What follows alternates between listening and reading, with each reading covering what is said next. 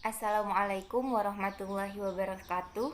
Perkenalkan, nama saya Rosa Kamelia Aziza, NIM T 2019-3163, Prodi Manajemen Pendidikan Islam, Fakultas Tarbiyah dan Ilmu Keguruan, Institut Agama Islam Negeri Jember.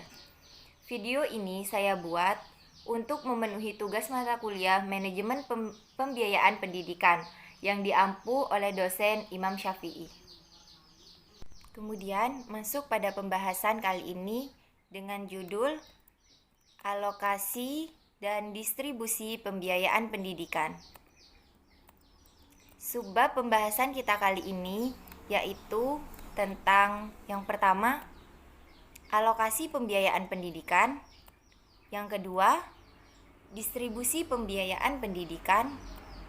Dan yang ketiga, tentang penetapan alokasi dan distribusi pembiayaan pendidikan. Yang pertama, tentang alokasi pembiayaan pendidikan.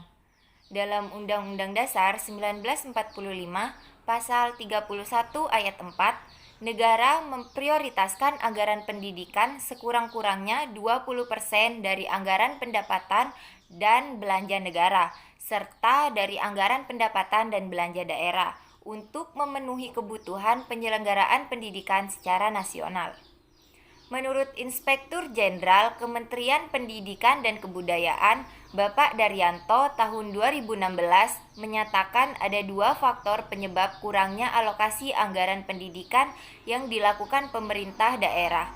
Yang pertama, yaitu jumlah pendapatan asli daerah yang masih kecil, dan yang kedua yaitu tentang komitmen untuk memenuhi alokasi daerah anggaran 20% pendidikan tersebut belum maksimal. Anggaran pendidikan yang memadai dan dikelola dengan baik oleh suatu negara akan berdampak pada proses penyelenggaraan pendidikan bermutu, sehingga menghasilkan manusia yang berkualitas. Hal tersebut menunjukkan bahwa pembiayaan pendidikan di suatu negara terbukti memberikan pengaruh positif terhadap kinerja pendidikan nasional. Maka, rendahnya anggaran pendidikan di suatu negara memberikan pengaruh yang kurang baik terhadap kualitas pelayanan proses pendidikan. Hal ini tercermin dari kurang meratanya kesempatan belajar bagi anak yang berlatar belakang dari keluarga miskin, pendidikan rendah, dan kurang mampu. Selanjutnya yaitu tentang manfaat perencanaan keuangan. Manfaat perencanaan keuangan itu ada 3. Yang pertama, sebagai alat penaksiran. Yang kedua, sebagai alat otorisasi pengeluaran dana. Yang ketiga, sebagai alat efisiensi dalam penganggaran. Selanjutnya ada konsep penyusunan perencanaan, yang terdiri dari cara untuk merumuskan sekuensi perencanaan keuangan. Yang pertama yang harus ditentukan adalah misi dan tujuan. Misi apa yang harus kita kejar dan tujuan apa yang harus kita capai. Yang kedua, tujuan dalam jangka panjang dan jangka pendek, dan target berdasarkan kondisi yang real di kehidupan nyata. Selanjutnya ada perencanaan keuangan yang strategis berdasarkan kondisi real pada unit sekolah tersebut. Selanjutnya ada perencanaan keuangan. Setelah konsep penyusunan perencanaan, kemudian ada penetapan alokasi BOS reguler provinsi atau kabupaten, kota. Yang selanjutnya ada penetapan alokasi di tiap sekolah. Penetapan alokasi di tiap sekolah itu didasarkan pada data hasil batas waktu akhir pendataan, yaitu cut-off pada tanggal 31 Januari dan cut-off pada tanggal 31 Oktober. Selanjutnya, ada data Dapodik yang digunakan sebagai acuan dalam perhitungan alokasi BOS reguler tiap sekolah, merupakan data individu peserta didik yang telah diinput ke dalam aplikasi Dapodik secara valid, yaitu yang dilengkapi dengan nomor induk nasional serta lolos proses verifikasi dan validasi berbasis pusat data dan statistik pendidikan dan kebudayaan kementerian.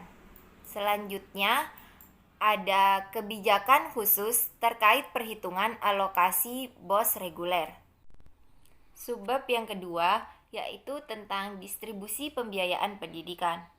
Distribusi dalam Kamus Besar Bahasa Indonesia adalah penyaluran kepada beberapa orang atau ke beberapa tempat.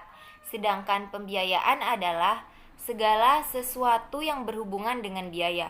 Jadi, distribusi pembiayaan adalah penyaluran biaya atau dana ke beberapa orang atau tempat.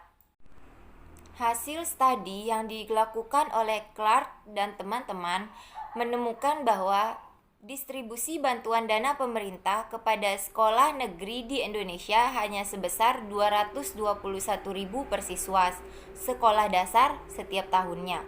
Sedangkan per siswa setiap tahun untuk sekolah menengah pertama, sekolah menengah atas, sekolah menengah kejuruan, dan perguruan tinggi memperoleh distribusi dana lebih besar, sehingga dapat dinyatakan bahwa semakin tinggi tingkat atau jenjang suatu pendidikan akan semakin besar perolehan distribusi dana per siswa setiap tahunnya dari pemerintah. Distribusi dana pemerintah tersebut dapat dibandingkan dengan angka perbandingan untuk sekolah dasar, sekolah menengah pertama, sekolah menengah atas, sekolah menengah kejuruan, dan perguruan tinggi. Sedangkan perbandingan perguruan tinggi dengan sekolah dasar dapat ditemukan angka bahwa dana pendidikan perguruan tinggi memperoleh 7 kali lipat dibandingkan dengan sekolah dasar. Menurut A.C. Suryadi dan Hartilaar, mensinyalir ketimpangan distribusi pembiayaan pendidikan mencakup lebih luas. Ketimpangan distribusi pembiayaan pendidikan mencakup banyak dimensi. Dimensi yang pertama yaitu kesenjangan antara pusat dan daerah. Dimensi kedua yaitu tentang kesenjangan antara keluarga, masyarakat, dan sekolah. Yang ketiga ada kesenjangan antar jenjang pendidikan dasar, menengah, dan tinggi. Yang keempat adalah kesenjangan antar sekolah desa dan kota. Yang kelima ada kesenjangan antara sekolah negeri dan sekolah swasta. Dan yang keenam ada kesenjangan antara sekolah umum dan sekolah agama.